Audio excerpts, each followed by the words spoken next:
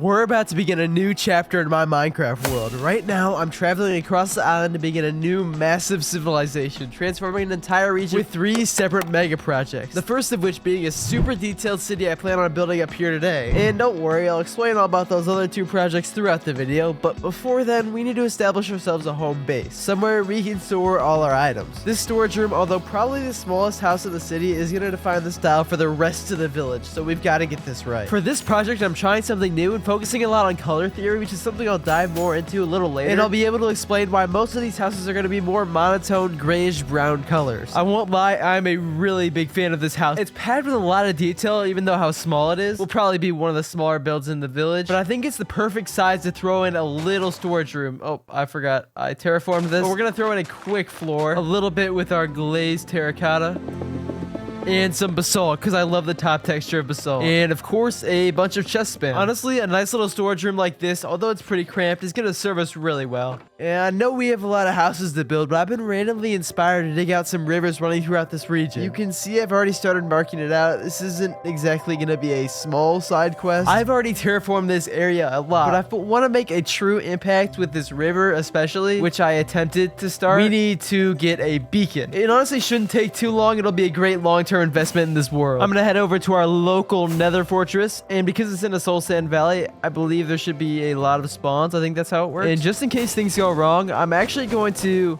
head out just like that. I'm gonna use this respawn anchor, essentially a bed that you can place in the nether. I never see anybody using these, but they're pretty cool. First one, nice. If our luck continues like that, this should actually be not too annoying. Second one, nice.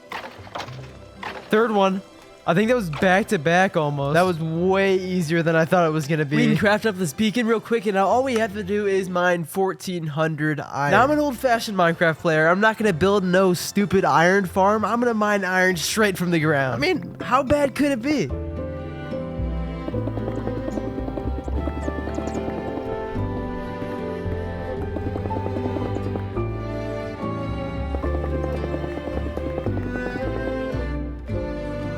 Hold on, why is that bar still so low? I've been doing this for hours. Looks like we're making an iron farm. I don't want to spend too long on this at all. We have a lot to do. I don't really want to build a real advanced one or a really beginner one either. I think I'm just going to pick a good mid-range reliable iron farm, build it in our spawn chunks, and having it constantly running like that should ensure that we always have a good backlog of iron. Hopefully there are some villagers left. Yes, there are. We can steal these guys. I cleared out a spot within our spawn chunks. So let's go ahead and set up this iron farm. I'm going to clear out a nice big space here. This is going to catch all of the iron golems. We've also got to dig a pit like 30 blocks deep, hopefully damaging the iron golems in the process.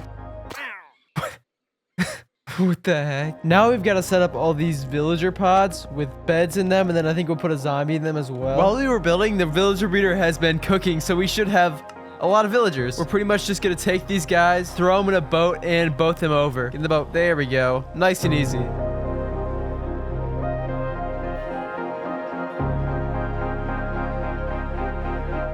All right, the sun is setting. Let's test this out. Is this villager going to pathfind to a bed? And moment of truth, it looks like he's going for it. This actually worked out perfectly. Let's drop all 3 of these guys down there. And oh, first iron golem already spawned. Perfect. And yeah, we just saw our first iron golem go down there too, so we know for a fact it's working. Break these 3 beds. The final little thing we have to do to make this farm work 100 times more efficiently is capture a couple zombies. No, they're gonna kill it. They're gonna kill it. Stop. No. Don't kill it. Please.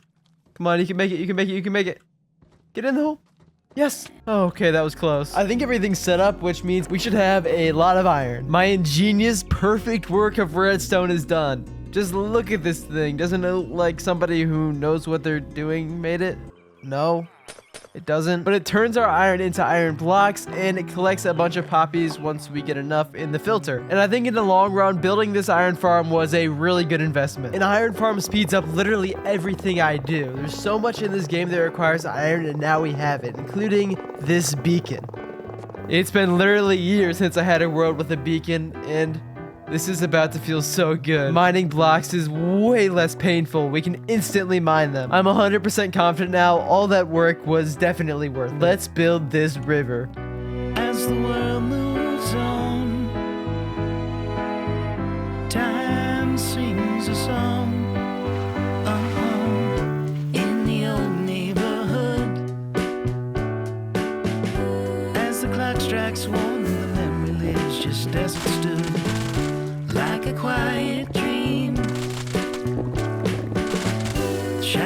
of that time I'll cast beneath the streetlight beam as the world moves. The river was a great choice. It added a lot of interest to this otherwise boring terrain, and it really gives us an inspiring landscape to work with here. Before we start laying out paths, however, I do want to come and add a little bit of detail. I mean, there's some small specific details we can add, like a little bit of a drain that's coming from one of these buildings. And there's the more general stuff I actually have in mind, which is stuff like putting some leaves in here to look like a little bit of algae building up. I gotta pay attention to where I think the water would be the stillest in the river. I also spent a while gathering a bunch of these drip leaves, a detail that I almost never use, but I think is kind of cool. Even if it doesn't really fit the river perfectly, I think they just look cool. Right now, our village consists of one singular house, and if we want to build more homes, we of course need to build some paths to connect it all to figure out exactly where everything's gonna be. My all-time favorite path building material is path mud. It's such a nice texture and works so well for a path. Hopefully we have enough wheat. We have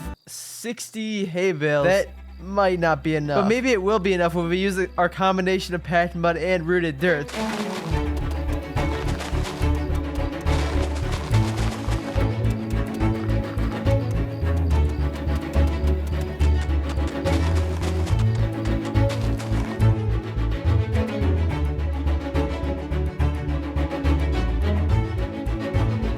It is raining again, but you can also see how these paths are coming along. I'm totally winging it. If you can't tell, I have no idea how this is going to turn out. The one thing I have planned is for a big watchtower to go right here, kind of at a central point to the village where they can look out over the water and over the forest behind. This is a primarily grayscale build using a lot of tuff, a lot of deep slate. Okay, this should be most of the materials we need. It's going to be a super dark build with also a bit of a pop of color from all this wood. We'll start by outlining the tower, something a little bit like this, I believe. And I'd love to use the top texture basalt. It looks so good, even mixed in maybe with the smooth basalt top texture. Oh yeah, that looks perfect. Then I think we'll transition to our tuff with some of these chiseled tuff blocks. This is one of my favorite textures in the game right now. It makes for a really detailed looking build. Then we'll move right on to the regular tuff and tuff bricks, a little bit of a variation of them, saving some room for some windows as well. I want to kind of distinguish this into separate floors by doing additional strips of the basalt, which is a little bit tedious to place. This breaks up an otherwise pretty uniform, boring, tough wall into something kind of interesting. And if we're to follow the pattern, that means we have another layer of the chiseled tuff, and we'll continue this basic pattern all the way to the top.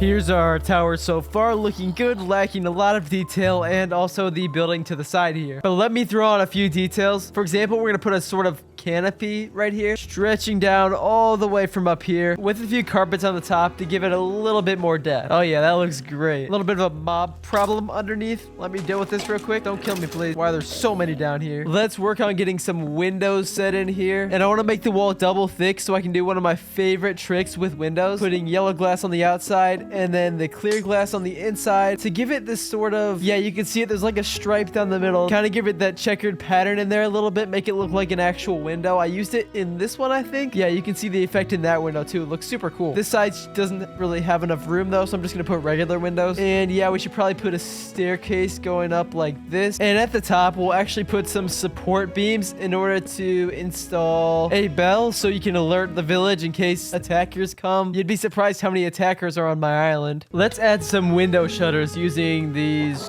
fence gates. They're called fence gates, and trap doors, just like that. And the signature leaf at the bottom for whatever reason. I mean, hey, I'm trying to branch out here. At least I'm not building windows like that, like I always do. You know what? Actually, I take it all back. We're doing exactly that. Now, excuse me while I quickly build up the other half of this tower. After I build something, I love taking a step back and seeing how it looks compared to everything around it, what kind of cool shots we can get of it. And from down here, it looks great next to this build. From up here, we're out of rockets. Let's see if we can make it. It also looks great. It's placed in like the perfect spot right along the water. With our first two houses in, I think it's time for me to explain my full vision for this area. As I said at the start, there's three main mega projects. The city, which we're working on now, and next the castle. But surrounding this city and castle will be part 3 of this build, which is, of course, the forest. And this forest is probably going to be a lot different from what you're used to. Take a look at this tree here. I designed this in my last hardcore season. It's this sort of yellow birch tree. I just think it's super cool, and I've always wondered what it looked like as an entire forest, so that's exactly what we're gonna do. and it's gonna take me so long. We'll worry about that later though, because being in this old world has reminded me of this old build, which I really like. It's kind of inspired the whole area we're doing now. So I figured, why not take it, maybe change the roof to be a little darker, and throw it in our current survival world.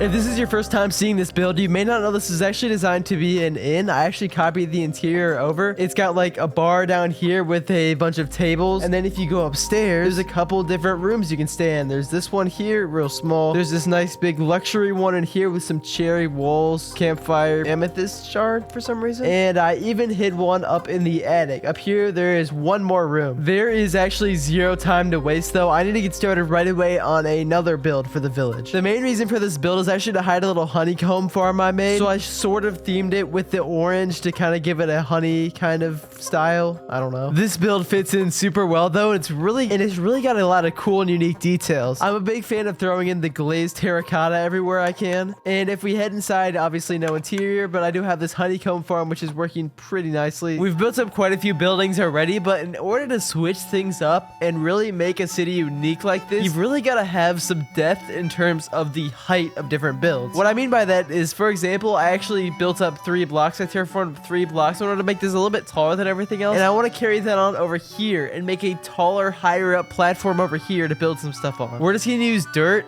as a template and we'll detail it later, but I think like something about this height might be good. Okay, this shouldn't be too bad to terraform. We'll just need to smooth this down into the terrain as well as build a retaining wall over here.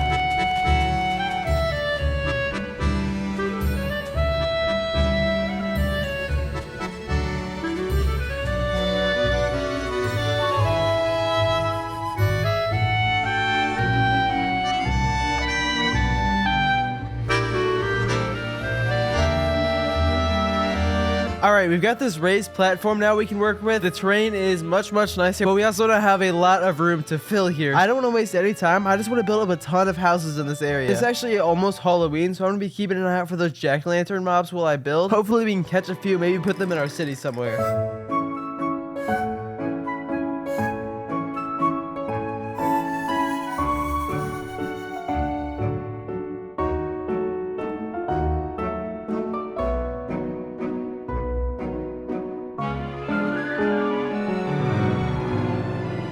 There's a ton of these Halloween mobs, but the only one that's actually rare is the jack-o'-lantern ones, because you can actually just dispense a regular pumpkin on them. But this jack-o'-lantern guy, and especially because he's a zombie villager, I want to try to capture him. There we go. Okay, I captured a couple. I'd like to at least try to get 1 or 2 of every mob. Maybe we can make a collection of them sometime. But we can also take a look at our new build here. And it's nothing too crazy, but I really like it. My favorite part, I think, is the blocks we used for the roof. The oak and the jungle and the stripped jungle wood look super good together. Make a really cool looking, maybe it's like a straw roof, or maybe it just is a wood roof. And then I threw in some glazed terracotta to be a really ornate decoration. I mean, nobody ever uses these blocks, so I want to try to take advantage of them. This tower design is one that I've used for years, but I still really like. Now I want to continue our row of houses by building one up here. I'm going to try to go for a diagonal build here, which is something I haven't done yet in the city for some reason, and I'm not quite sure what it'll be. Maybe like a record store, because I do have this collection of records I haven't really done anything with, but I'm not quite sure yet. Normally when I'm doing diagonal builds, I'll do something like this. I'll make a straight line and then just like do this kind of thing where only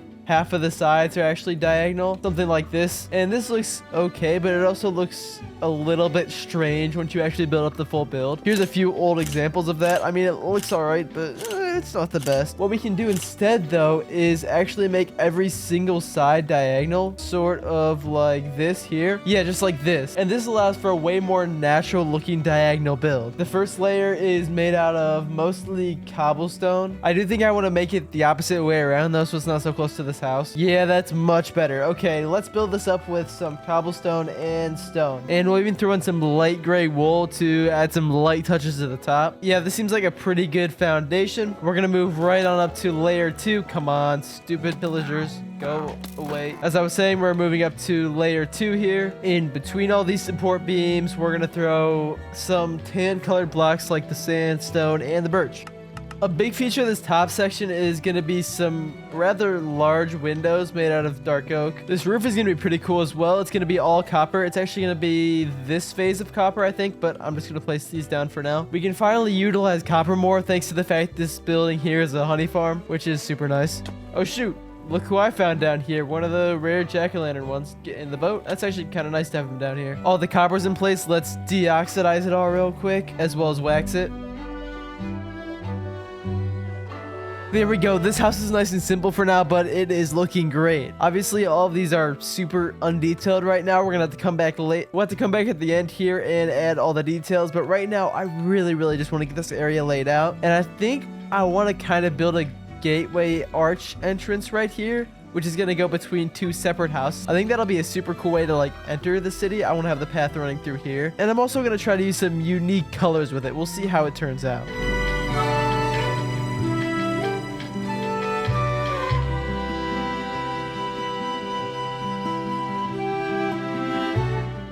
Our entrance is complete, and this is going to be the main way. I think the people are going to get into the village and then out into the forest, which we're going to build out here. Oh, jeez. Baby zombie, go away, please. There's pretty much one more main gap I want to fill in here before we detail out this entire area and really bring it to life. So let's real quick build up one final house here. I've got most of the resources on me. This shouldn't take too long at all.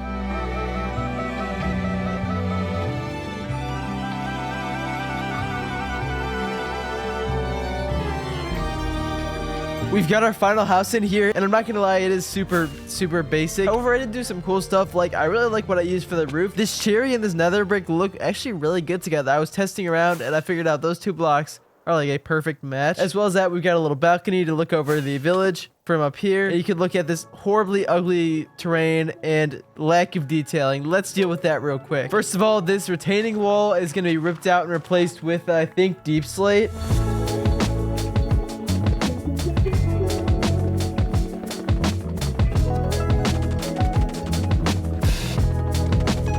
There we go, much nicer retaining wall now. Let's go ahead and take all this grass and turn it into our mud.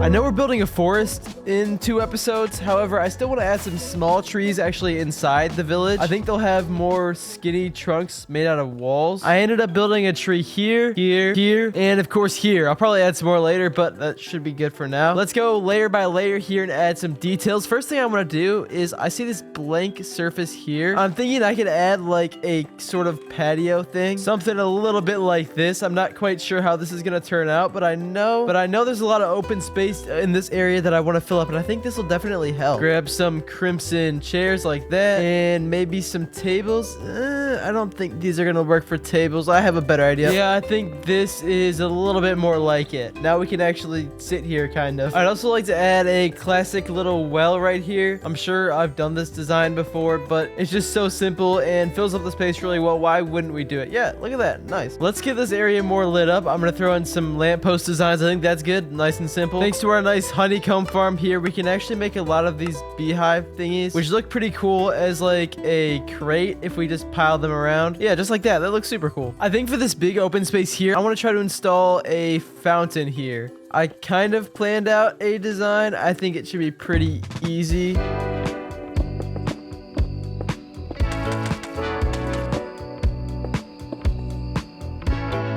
All right, here's our fountain all done. Let's throw some water in this and see if it works. It actually doesn't destroy everything. Perfect. One more improvement to this area, and now I know there's so much more we can do. All the interiors, everything like that. But I'm running out of time. We can just save that for some live streams in the future or something like that. Right now, I have 2 weeks to build a castle and then 2 weeks to build a forest. Is that gonna happen? We'll find out. But hey, make sure you check that you're subscribed so you don't miss either of those videos. They're gonna be crazy. I hope you guys enjoyed watching me build up this city. It was so much fun. But we are only getting started.